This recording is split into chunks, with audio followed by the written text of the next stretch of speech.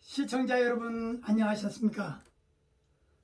주님과 함께 5분 묵상의 시간을 갖겠습니다. 오늘은 열왕기하 4장 말씀을 묵상합니다. 본문에서 엘리사가 행한 기름 사건과 수렙 여인의 잉태 사건, 또 그녀의 아들의 죽음과 또한 소생 선지자의 제자들을 위한 해독 이적 등을 엘리사의 능력의 원천이 하나님께 있음을 보여주고 있습니다.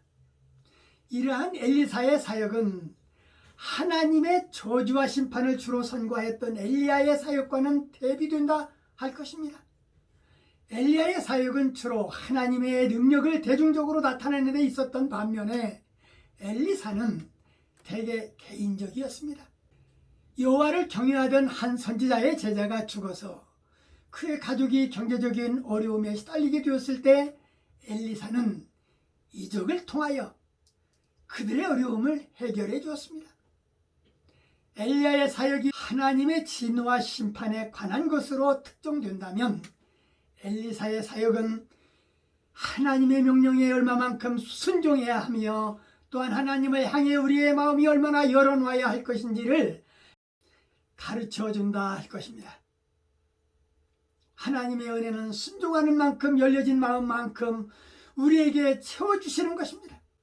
엘리사는 수넴성에서 살고 있는 한 귀부인으로부터 매우 공손한 대접을 받고 하나님의 종으로 섬겨주던 이 여인이 아들이 없음을 알고 아들을 갖게 될 것이라고 축복해 주는데 그 당시 아들이 없는 것은 이 여인의 큰 수치였습니다.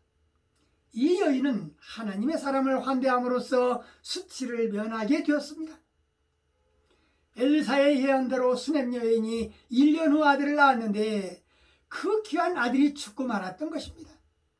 수넴 여인이 엘리사를 찾아와 아들이 죽었다라는 비통한 말을 듣고 죽은 아이를 찾아가서 이적을 베풀어 살리셨습니다. 하나님께서는 능력을 베푸실 때 인간의 도구로 사용하십니다. 엘리사는 선지자의 제자들을 위하여 독 있는 음식을 먹을 수 있는 음식으로 바꾸는 또 이적을 행하였던 것입니다. 이때 엘리사가 사용한 가루 자체가 효력이 있었던 것은 아니었습니다.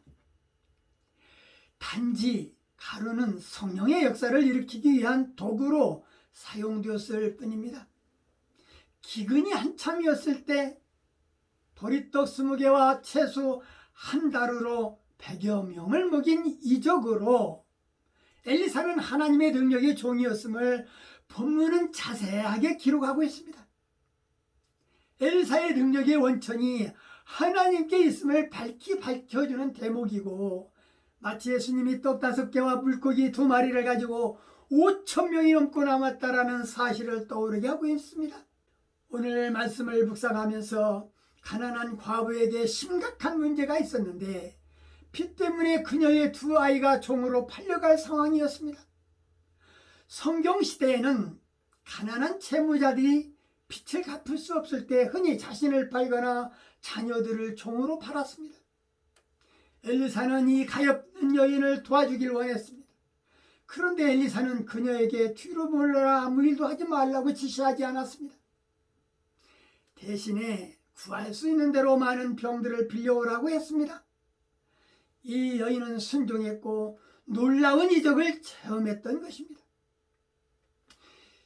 의심할 바 없이 하나님은 우리의 믿음이나 자원에 의해서 아무런 제한을 받지 않으십니다.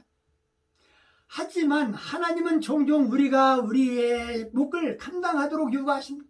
그 요구에 기꺼이 순종할 때 우리는 하나님의 놀랍고 풍성한 기적의 은총을 체험할 수 있습니다.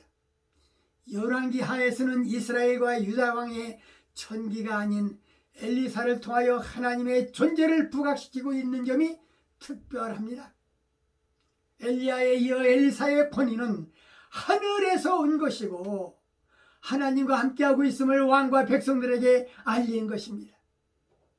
복음이 입에 말라가고 백성의 마음이 강팍해져 갈 때에 엘리사의 외침을 통하여 깨우쳐지기 위한 하나님의 전략이었던 것입니다.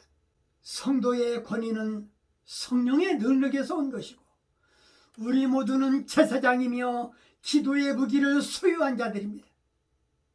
성도의 권위야말로 하나님이 주신 무기요 축복이며 권위가 무너지면 초라하게 되고 하나님의 능력을 증가할 때 권위가 더 높이 세워진다는 사실을 저나 시청자 여러분들은 잊지 않도록 해야 할 것입니다.